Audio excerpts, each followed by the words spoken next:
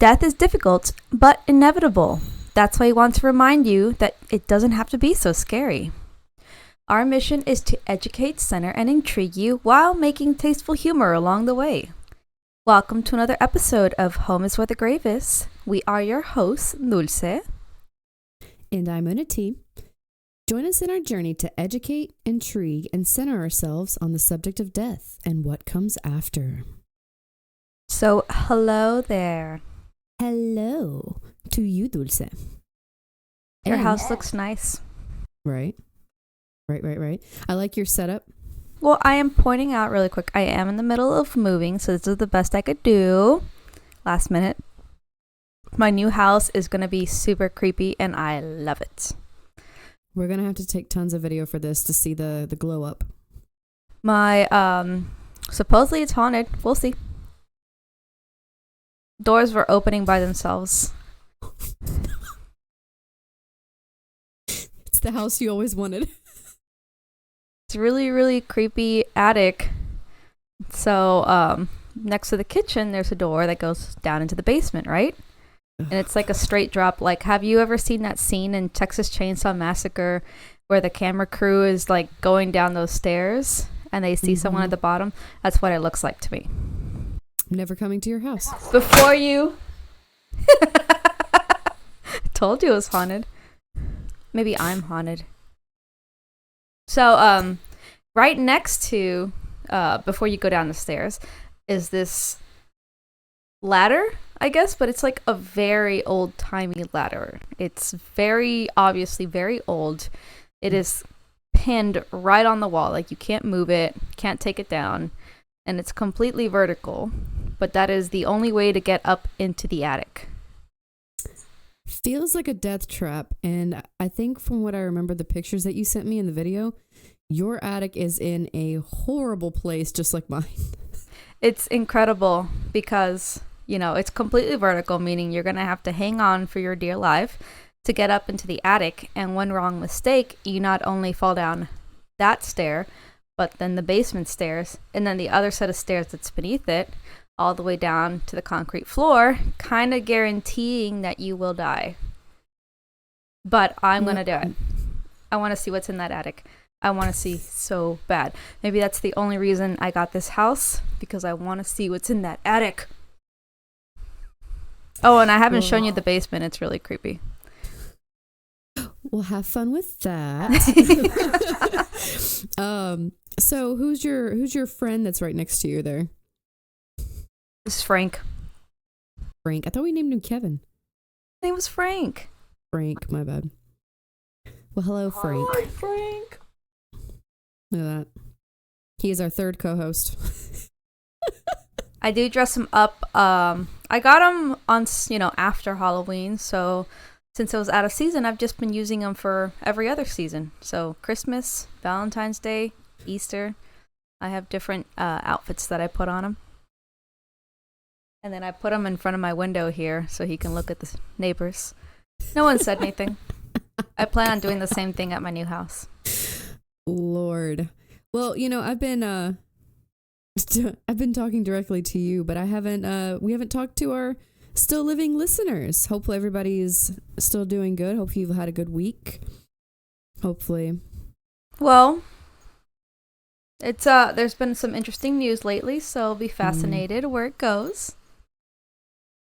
What a good time to be alive, right? Listen, I am preoccupied with my gothic looking ducks. Oh yeah, you got ducks. Yeah. I had to clean them this morning. They're beautiful. They're growing so fast. They're so big already. Oh, like, so sad. So sad. I had to clean up my entire back. This whole weekend has been nothing but housework. All housework. Yet you got more pets. It's not even because of them. It's just the normal stuff. But you already have a lot to do, and now you added more. I'm addicted. It's a problem. I don't know what to I say. have 3 cats, 2 dogs, and 2 ducks now. Mm-hmm. Mm-hmm. In Yes, a 3-bedroom, 1-bath house. It's a good size house. Plus, everybody lives in the backyard. Only the cats live inside. It's a good time. My neighbor was really nice and he mowed the lawn. Oh. And, bless you. I was telling you about this before. It was my aunt's birthday this weekend, so we went antique shopping a little bit, and there was this really cute antique shop. I'll put the location and their socials on the show notes. But the lady used to be a librarian, and she used to teach Shakespeare. So she is a big connoisseur of going to all these different estate sales and yard sales and getting all these interesting old pieces. And her entire place, it just looks like a intricate collection all over the place, every single aspect of it. I ended up finding these really neat books. I mean, like there was one that was a Civil War. I'm not a big Civil War person, but it was a first edition book that was signed by the writer, which is pretty interesting. And then I found these 2 fairy books that I was telling you about. I did give them to my aunt, so I can't show them on the podcast here, but I did get you something, and I'll send a picture of it to you, and then you can post about it because I think you'll like it. I'm telling you right now, toys back in the day were so much more versatile and multi-purpose than today. And dangerous. That's why I like them. And dangerous. Don't trust the paint. Don't lick it. That's what I was looking for. That one sign that I sent you, it was talking about an elixir, and I was like, is this poison? But it wasn't. I was kind of sad. I was like, dang it, that would have been perfect. I would have bought it on the spot. I'm talking about like lead paint. No, but they were advertising this elixir. It was a advertisement poster that was like, oh, take this elixir. And yeah. Back in the day, I want that poster. Elixirs were not safe. So I was like, oh, are they advertising a poisonous elixir? But turns out it's just normal. It can't hurt you. Aww. But it was still a cool sign. It was a really old sign. But old toys typically will have lead paint on them, which is what makes them so dangerous. Yes. Oh, we have a couple of honorable mentions for this month. We didn't mention this in our last couple of episodes, but it is the month of June, which means a couple of big things are happening this month. It's Pride Month. Whoop, whoop, whoop, whoop. And it's also Indigenous and Native American History Month. Nice. That's awesome. Pretty cool. Yeah, that's cool. Well, shout out to anyone celebrating Pride Month. Don't let the haters get you down. No, and please be safe. There's still haters that tend to be violent, so. I just fought with a couple of them today. It's fun. Fun for me to troll, but because I can. Because I love. You deal with that much better than I can. I am the person that will come on here and be like, give us constructive criticism, but be nice about it.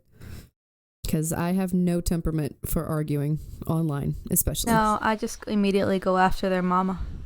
It's so low. You got to get to their level. But anyway. Shall we get started?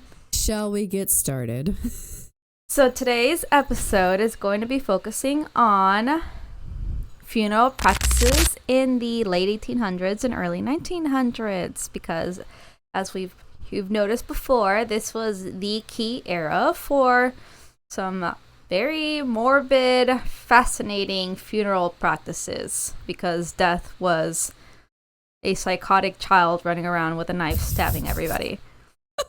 You'd be walking down the street and be like, oh, Joe died. Oh, and so did Ben. Oh, there goes Martha.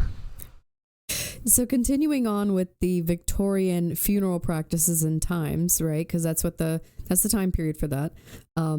Also, we have to now make that a slogan into a t-shirt, by the way. Write that down. Well, as we mentioned before, what caused the Victorian era, or 1800s and early 1900s, to be so deadly it's a lot of factors, but obviously this was before and while science was developing. So in the 1800s, as you've probably heard before, there were no sewers to funnel human waste into a sanitation system. That didn't exist. There's no piping under floors. There was like no piping to lead to sewers to take it out of the city. You know, you literally pooped in a hole in the backyard or in your chamber pot, and then people literally threw that out their window. That's what they did. It was nasty. The cities were absolutely nasty back then. Fun fact. And as a result, access to clean drinking water was not a thing. I think it was a thing could have been in the country if it didn't have contamination. There was literally nothing. That's why people drank so much beer and tea, because that was only safe thing to drink back then. Yup. So, fun fact to add on that, because they threw their waste out into the street, that's where the whole gentlemanly, what is the term I'm looking for here? It's escaping me. What's the term? What are you trying to explain? I'm trying to explain the man. Okay, I'll just explain it. So it's I'm drinking an energy drink and my brain is still not processing words. The hamster has issues. Left the building. So it was a gentlemanly thing to do where the man would walk on the outside of the sidewalk towards the street and have the woman on the inside, not just to protect her from, oncoming. Are you talking about chivalry? Yeah. It's another term, I feel like. But anyway, it doesn't matter. So he would stand on the outside of her because that's where the gutters or like the waste would fly out to, because it was meant to go out into the street, but you would catch some residual waste if you were on the outside of the sidewalk. The Victorian times don't look so romantic now, do they? Or more romantic, depending on what kind of person you are. He's willing to have a shit shower for me. And also, as you can tell, germ theory didn't exist, which is why people didn't see a problem living around poop and pee and other people's poo and pee and the animals' poo and pee and the horses that they used to travel, their poo and pee as well. And then since everybody was looking for jobs, they'd move from the country into the city, so it was jam-packed with people. Poor people couldn't afford to live on their own, obviously, so we're talking like dozens of families probably living in one room. Like the whole concept of sticking a baby in a cupboard, yes, that was a thing. It's where they slept. That was their bassinet. And then I've even seen pictures of like this kind of iron contraption where you had women sleeping in there, like one above the other, and then just close the door. So God knows how many people were claustrophobic back then. So therefore, because of this, and that there were no labor laws, no child labor laws, no food regulations, no product regulations, meaning anyone could put anything into their food and claim it was food. You're like, I'm going to sell you this concrete and tell you it's bread. They could do that. And then this was also the era when new scientific inventions were starting to come along. People were curious about nature. And of course, we can't have nice things without somebody dying for it. So, and this is, so when I talk Victorian times, this is referring mostly to England, since the United States was obviously not in the same stage of development, but they were still subject to some of the same issues. For instance, people were still dying from disease since vaccines didn't exist, lack of medical care, inadequate food supplies, poor sanitary conditions, farm accidents, fire, war, the usual. The Civil War was happening around that time, and you know how many people died during that. Botched amputations, because any infection, meaning cut your arm off. Oh, you got a little thorn in your foot, you got to cut it off. Now you got sepsis. The Industrial Revolution also created a dangerous environment for workers, which led to accidents to deaths of many women, men, and children. So that's for you people that don't believe in child labor laws. Look at pictures back then, because it's a lot of amputees at 3 years old. Dude, that is coming back hard in this century, in this year of 2023. And because they were children, you didn't have to pay them so much. Do you remember learning that? Like the whole issue, going to the United States during this time, right? During their Industrial Revolution, I remember us learning, like, Nobody believed that the conditions were so terrible for the children. They're like, they're fine. It's fine. It's not Until that somebody bad. took pictures. Until they started taking pictures, and that's when photography took off, especially in political uprisings and changes, which is insane that we're going through this again. Faith is blind unless you're talking about what is the things that are actually killing people. So, as a result, and then remember, women were dying of childbirth all the time. If a woman was pregnant, they were going to be planning their funeral because there was a very high chance that they were going to die. Because obviously, infection, bleeding out, complications, literally anything could happen. You get pregnant with twins. That's a death sentence right there. Yep. So as a result, Victorian era is known for starting all of these funeral practices that they are known for today because it became embedded in their society as they learned to incorporate grief into their daily lives. Because if you haven't caught on by now, by everything we've been summarizing before we get into the Victorian era, death was around every freaking corner. A whole house could be taken out by disease. So, Oh yeah. You know? Like, you think about COVID. Imagine if we didn't have the vaccines to take care of it. COVID took out a lot of people. Mm-hmm. And we're not even talking about medieval times where they would literally lock up an entire family, the healthy ones and with the sick ones, and refuse to let them out. Whatever food and drink they had in there, that was it. And it was good for the community. It saved people when you sacrificed others. Woo. So, to summarize again, the Victorian era is named after Princess Alexandrina Victoria Glep. God, I just butchered the name of the Queen of Britain and Ireland. Queen Victoria, yes. And she became queen at 18. And so she was, what interesting tidbit about her is that she was considered very conservative even for that time because her uncles were like complete sluts. What's a better word to say it? The chair, the threesome chair. Yes, one of them commissioned a threesome chair. Yes, they were known for being wily, like completely like just sultry, just like super like nasty, like so. And apparently Queen Victoria's like, we ain't gonna have none of that anymore, which is funny. Just like it's just funny because like, you know, male, female, and then here is the woman bringing everybody back in order. And those bad uncles of hers. And supposedly she loved hearing their stories. If it was enough to bring a sailor to blush, but she loved them. But still, she decided to incorporate this image. A very conservative woman, loyal to her husband. She had like, I forget how many kids she had. I think she had 8 kids that all survived into adulthood. And she, even though her marriage was arranged, she loved her husband. She loved him so much. They were like super, they were always together. She was always writing lovely. She was very romantic. They were always like super lovey-dovey with each other until he died in 1861. And then from then on, the Victorian era was defined by this grief, this deep mourning that lasted until the end of her life. And she lived for a long time. So that was basically the entire era.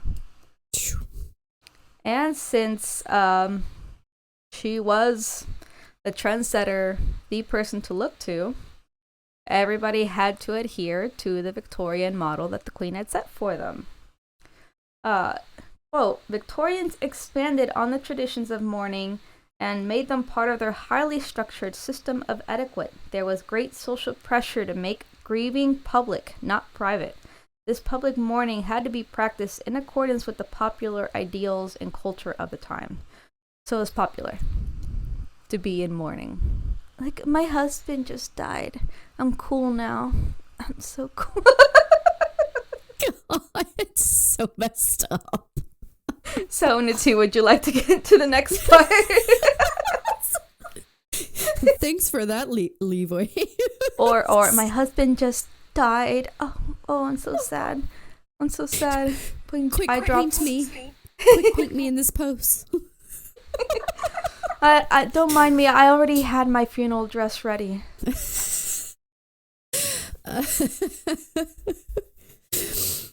Oh my gosh. So on that note, funerals were elaborate affairs, as we had already previously mentioned, right? Because it was a big deal to have this in public. The more you showed off, the more you cared about this loved one, the more expendable income you had for your family. Because let's face it, only the rich could afford this, not the poor. True. Oh, often these elaborate funerals did not end immediately after burial, since the dead needed to be immortalized. With death as common as bread, many people did not fear death. Rather, they feared not being properly mourned, because you want to be remembered. Immortalized. As a result, some limited their living expenses to save for a proper funeral. That is so backwards compared to what we do now. True. Wow. Now we have now our motto is YOLO. YOLO? You remember YOLO? YOLO. You remember YOLO, right? Yes, I remember YOLO. You only live once. Throw me in the trash. I'm using my money now, okay? I'll come back to this, but I got into a really interesting conversation with my aunt and my mom, which, if you know them, they're more squeamish with this stuff. Understandably, right? Most people are squeamish when we talk about death. And I wasn't trying to force anything, but it was a really nice conversation. I was like, well, when I die, da da da da da. And then I was like, did you know you can put your ashes and make firecrackers out of them? So just like joking about it and talking about this stuff got them to open up a little bit. And it was kind of cool. I have infected you. I know. Every single time I have a conversation with people now, I'm like, hey, have you thought about your funeral arrangements? I'm like STDs. Don't make that comparison. That's terrible. One of my favorite horror movies is about STDs. It Follows. Make better choices. Just make better choices. Anyway, so most funerals were held at home, and it was customary to prepare the home for the death watch, the time between dying and the funeral, which I think nowadays we would call it as a wake. Doorknobs were draped with black crepe, which is a type of cloth. All the curtains and blinds were drawn tightly, and a black wreath was placed on the door with a doorbell muffled. The portrait of the deceased was draped with black cloth, and often all the mirrors in the house would be covered with black crepe, again, a type of cloth. In America, it was customary to stop the clock in the room where the death occurred at the time of passing.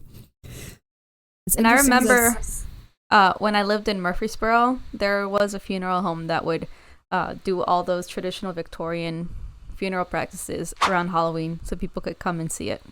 Really? Oh, we should go there. We should do a video on that. That's really cool. That'd be cool. I like that. Add that to the list. I like that you added the part where they talk about the wreaths. So I've been trying to design our logo, and funny enough, that's one of the things that I was going to add in there was a type of wreath. You'll see the design later, but because it has so much significance in mourning, death, and living, it has a multitude of meanings throughout time, but it also has its place in mourning. So that's a fun fact. So to continue, Victorian families would notify relatives and friends of a death by sending out printed funeral cards or invitations that were usually white in color with black borders, colored specifically for mourning and added to the family photo album. So it was like that family photo album. That would be messed up. Like today, if your family photo album was just pictures of your loved ones when they're dead. Well, I mean, if I'm not mistaken, because photography was so new, I mean, that's really the only time you got a photo taken was when they passed. I know, but I'm talking about today. Oh, yeah. It's a little dated. Here's Aunt Claire. Here's baby Charles.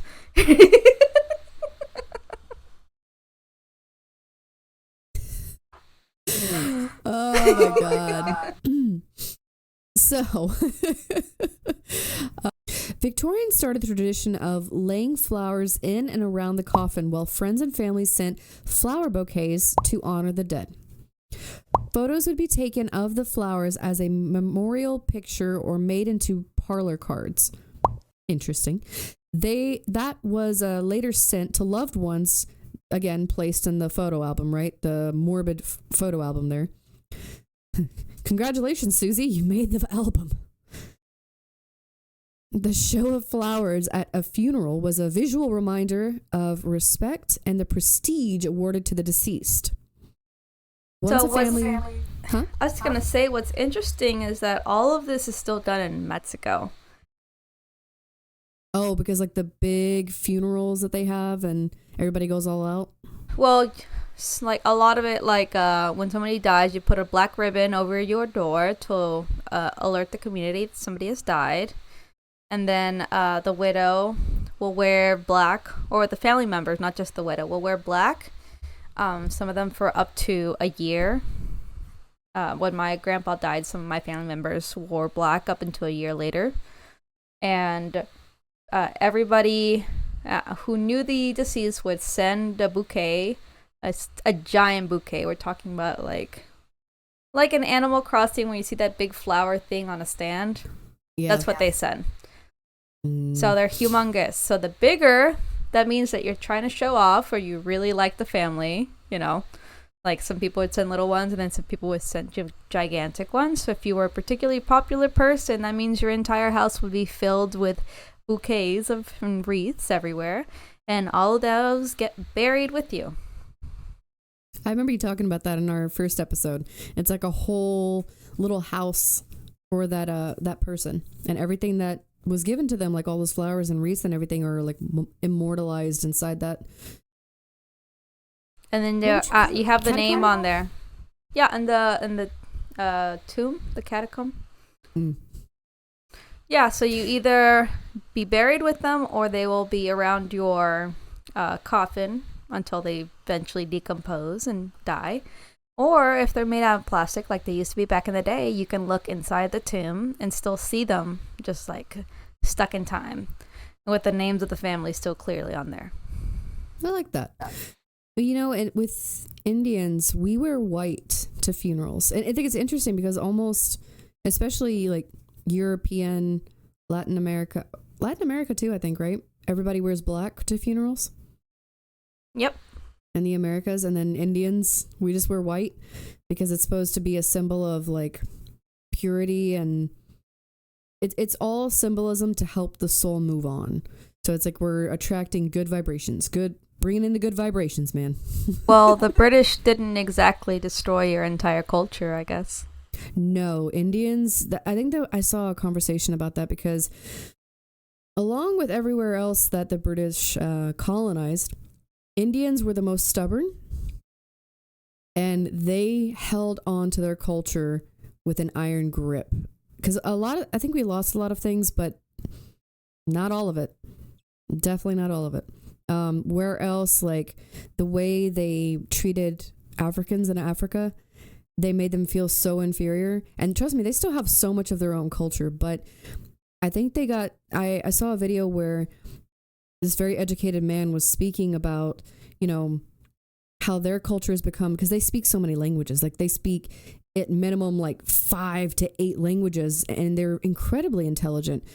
But it's because they were pushed in a spot where to feel so inferior that they wanted to speak every single language to prove otherwise. And they were saying like, yeah, the Indians just seem to have like kept their culture where we keep losing ours. And I was like, oh, that's really sad. I don't think you guys have lost that, but I mean, that's how he's expressing how he felt about their culture. It's just interesting. Wait, we're off topic. Well, you know, severely off topic. We might delete most of this and use it another time. Not like we're talking about death or anything. Once a family suspected their loved one was close to dying, they would send for a photographer to likely create their loved one's last image. Photographers were expensive and were not typically called unless there was a special occasion. Alas, a funeral was indeed a special occasion. Yes, it was.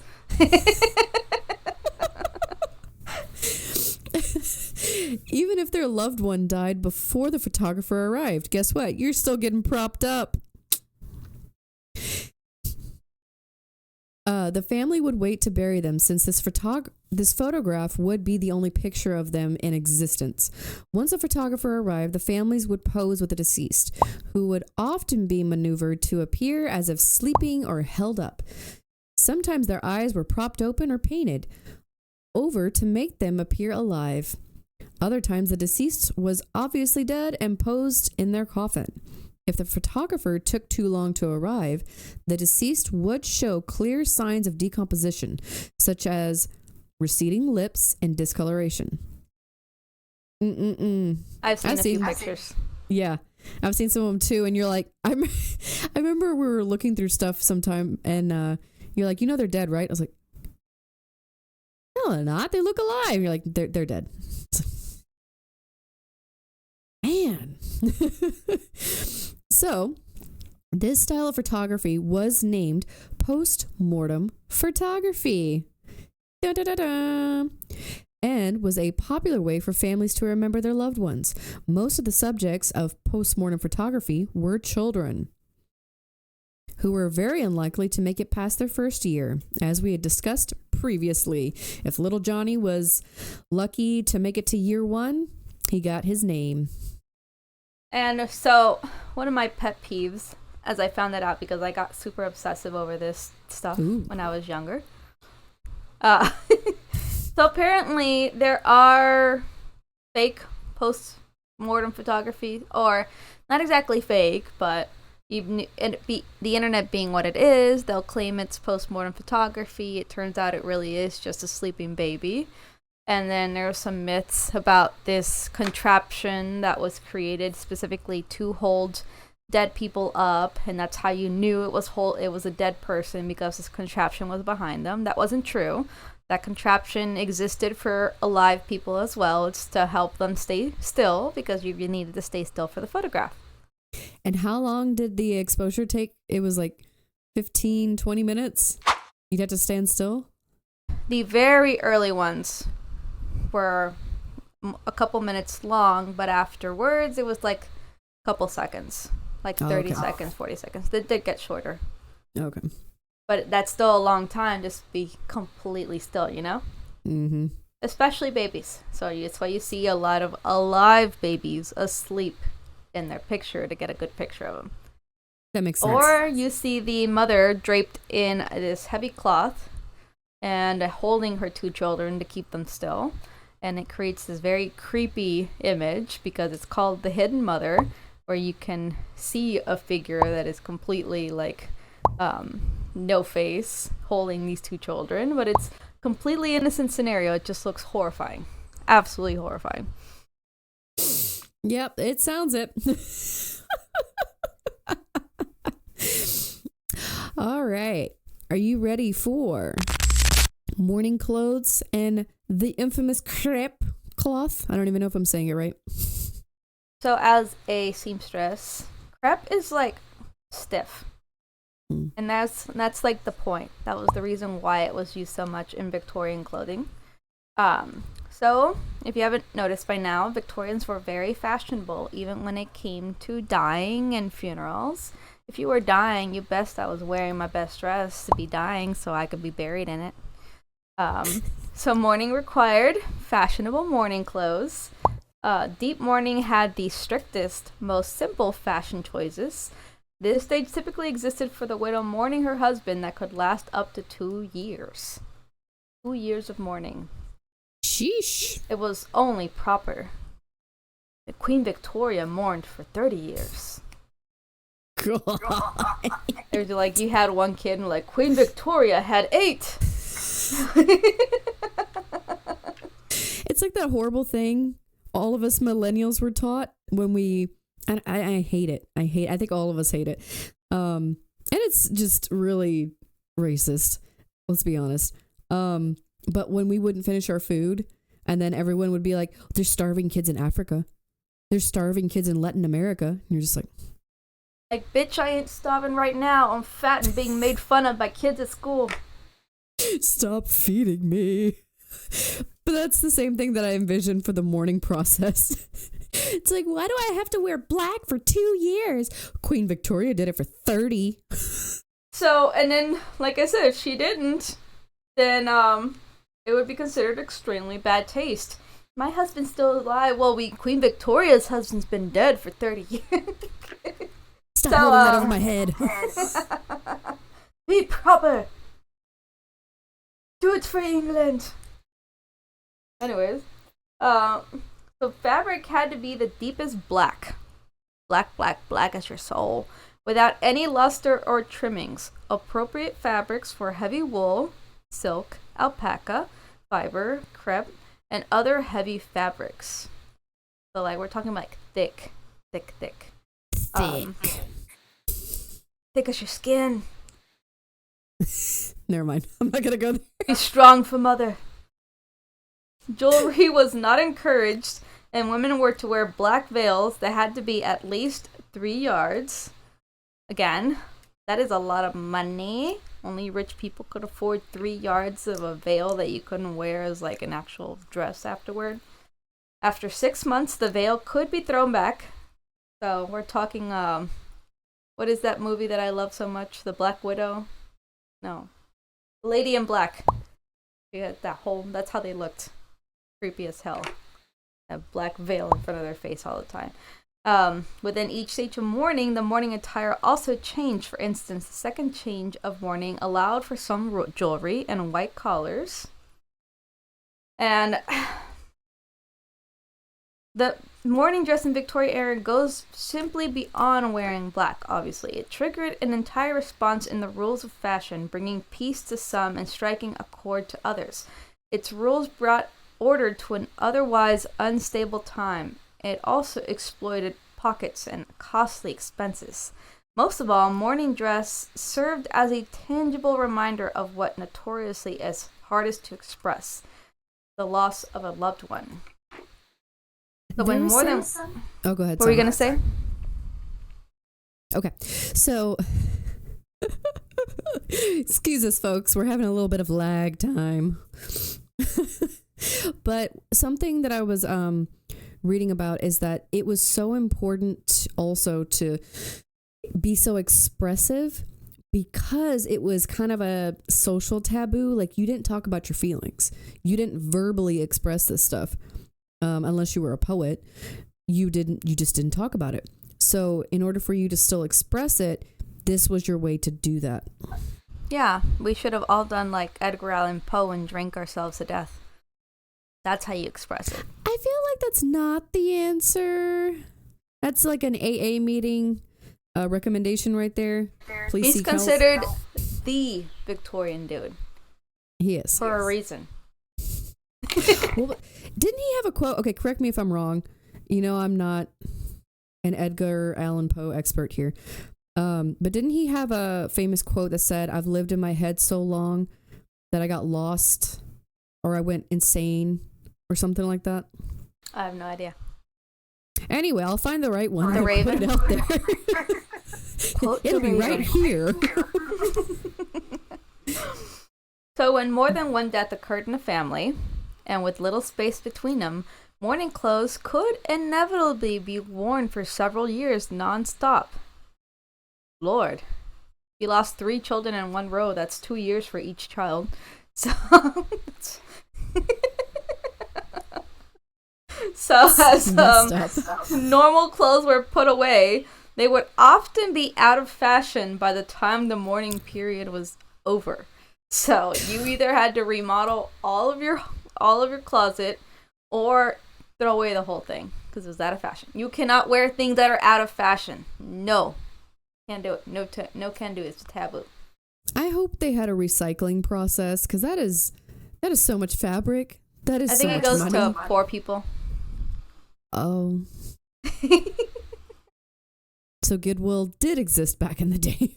There's a famous painting of a guy who's obviously very poor, who's wearing like this jacket that obviously used to belong to royalty, but by that point it's got patches all over the place.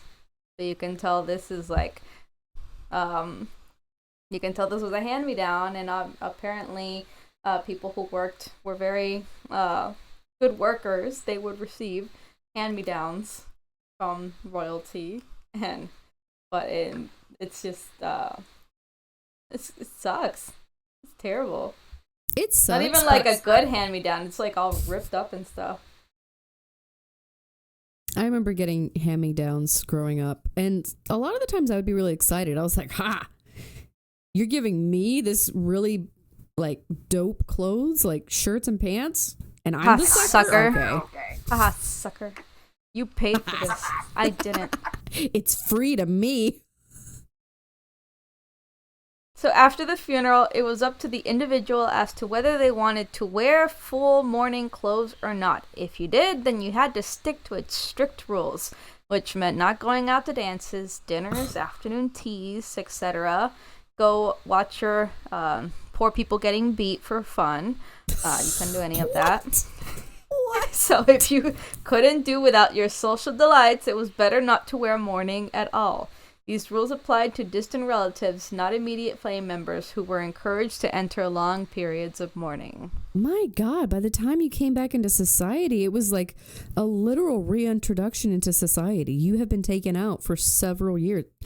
And I know what that feels like. Like, I've been away on training for almost a year. I've been on deployment overseas for about a year. And when you come back and you're reintroduced to society, it's weird, man. Well, you'd go grocery shopping. You'd just be head to toe like Lady in Black. Widow, I'm gonna curse your family if you look behind my veil. Well, you're not isolated, but you're still not a part of the socializing aspect of society, which is still weird. True. That's horrifying. Well, women couldn't do anything anyways. They're fine. Oh, God. Sarcasm, folks. That's sarcasm. And burials were all natural, of course, since preservation was seen as ghoulish, and cremation wasn't even a thought back then, since people believed the body needed to be buried whole for the day of resurrection. Something from Catholicism times. Christianity as a whole, too. Yes, ma'am. You want to read the next part? On that note, the Victorian era was also the ancestor of today's cemetery and the undertaking and funeral business. It was the start of it all. Because with as much death that was going on, family members couldn't keep up with that. You had to have a business. You had to outsource this. It was a business. Well, if you lived in the city, then you couldn't exactly bury your family in your backyard. Because you didn't have space anymore. Obviously, Correct. Before people got buried, you just chucked them in the backyard. Right next to where you keep the goats. I'm telling you. So, in earlier eras, the dead were usually buried on family homesteads, like you said. Here it says the small church graveyard by a family member of the clergy. Fancy. Tombstones were made of wood or stone, and the inscriptions would be shortly erased, by nature. It wears off after time. The weather inclements and all that. During the 19th century, urban expansion and the need for large public parks created the rural cemetery movement. Look at that. Death has had several movements throughout time. In an effort to provide adequate urban burial plots, along with the place for the public to go to get out of the crime, disease, and poverty-ridden city, America's first rural cemetery was established in Boston, Massachusetts, as the Mount Auburn Cemetery. It was a picturesque park with ponds, lakes, trails, and gardens, while also providing a place for internments. From what I've heard, it's a really beautiful, peaceful place. Take Timmy out for a walk and go bury Uncle George. Have a picnic while you're at it. Oh, yeah, that's not a good term anymore. Have a lunch while you're at it. Let's bring back the having a nice picnic surrounded by dead people. You know the term picnic is bad now, right? What? So, because of America, yay, yes, a lot of the times in history, it was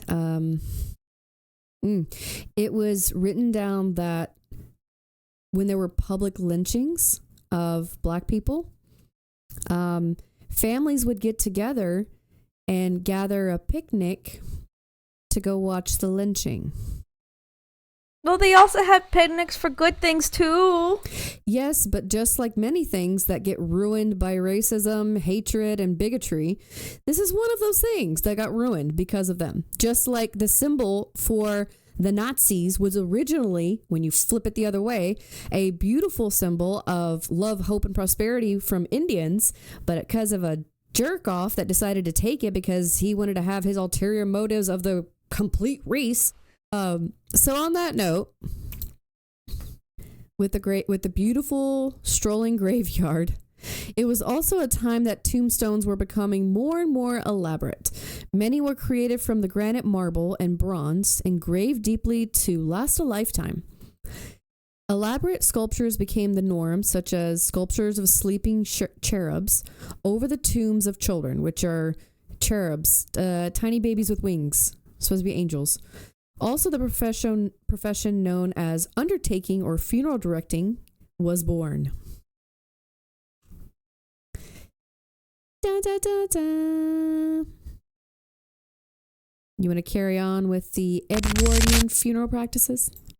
So after Queen Victoria died, then there was King Edward, and out with the old, in with the new.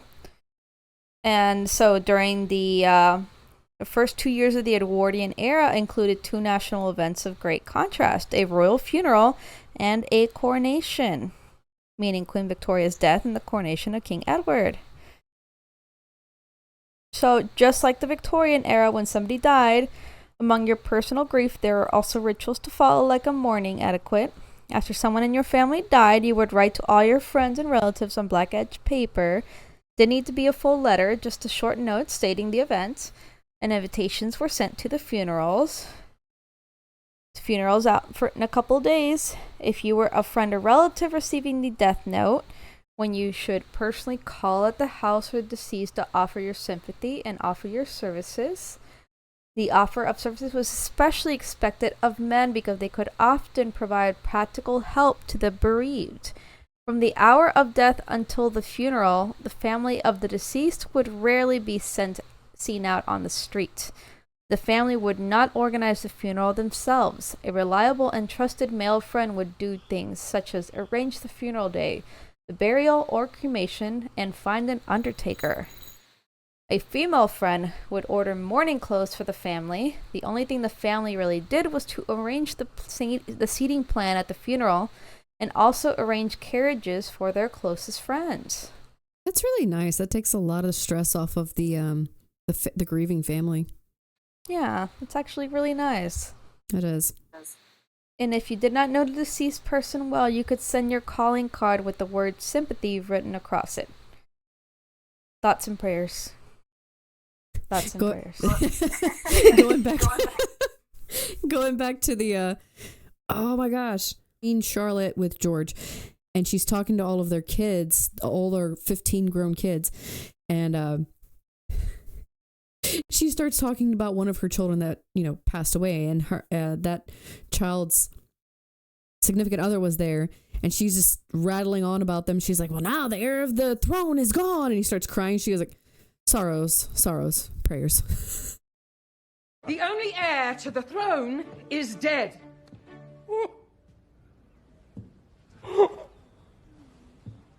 Sorrows, prayers.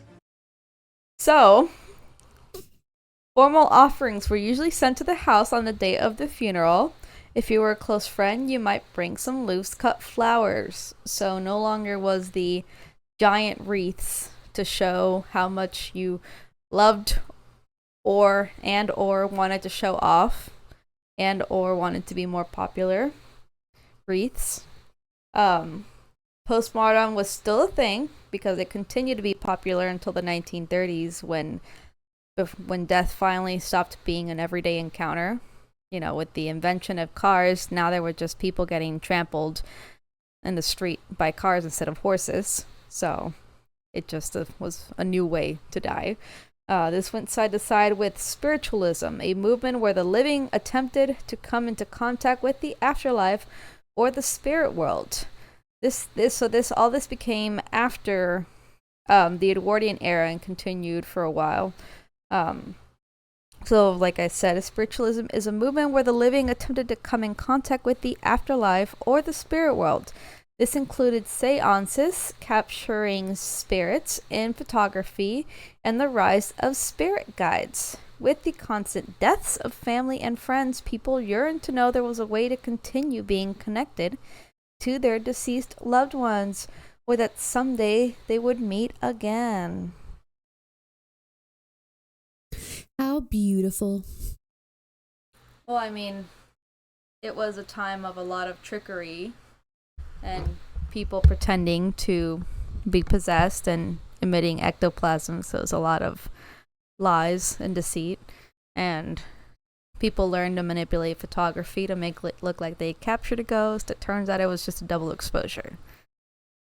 Yup. It reminds me of that story that we talked about where the sisters, I think this was the United States though, but the sisters would crack their toes to make it sound like there was a spirit in the house, and that was the wave of spiritualism in the US.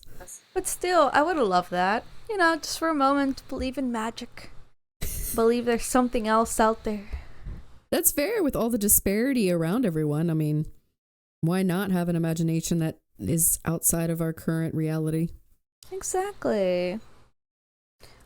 If I can't live well here, I'll live better in my imagination. Mm-hmm. Or allow somebody to trick me into believing there's something else. I'm okay with that. You want to be tricked? Yeah, I don't mind. I want to believe for a moment. Just a moment. I like it. I like it. I'll live in that dystopian. Nope, that's not the right word. I'll live in that reality as well. So, I think it's about time for us to wrap up. What are our wrap up takeaways for today? And I think this will be wrapping up our Victorian topics as well. Death is cool. The end. It's really interesting, and like wrapping up with the Victorian era, that isn't the only time period that's really started and shot off a lot of these death movements, but it's the most, I guess, the most recent, the largest movements that really inspired further movements. So I guess we always go back to that. Well, we continue to be obsessed with Victorian era, and I love that postmodern photography. There's this book I wanted to get my hands on for so long. It's called Sleeping Beauty, and it's a collection of postmodern photography. Ooh. Because it's absolutely fascinating, the art that people started doing, because they were taking photos of a very delicate situation, somebody dead, and they wanted to make them appear to be alive. So it left the scenario up for creative interpretation. How to create a image that looked like the deceased was actually alive. It was cool. Is pretty cool. It is really cool. And it's really cool to see like how society as a whole interacted with death when it was so common. And I think that's where a lot of our movements are happening now, where people are trying to normalize it again, to have this death positivity movement, to talk about it, because it's been happening we so don't much. talk about Bruno. Oh. We don't talk about the dead body that's buried in the backyard. I think it's for different reasons. That's a true crime special. don't talk about why Grandpa went missing on the summer of 1994. Oh my god. But that's why it's important for everybody to kind of take into consideration why it's important for us to talk about these things. Just like I had that open conversation with my family. I mean, you have to try to weave it into your conversations in a way, you can't make it weird. You can be like, hey, fun facts, make it about you. Be like, this is what I would do. And then people feel a little less weird about it. And then you have this really intricate conversation. I called my grandma the other day, and that was the first thing she said. I didn't even bring it up. It was all her. Go Granny. She's like, this is what I want when I'm dead. And I was like, oh, okay. Not even a hello? And then she's the one she's like, I want to be buried here. And after a few years, I want you to take me out and put me over here. 2 funerals. Yes, ma'am. Dang. It's going to be expensive. You guys figure it out. Oh, that's messed up. That part's a little messed up. Yeah, she wants to get one of those, like, those, what are they called? Fancy crypts in the church.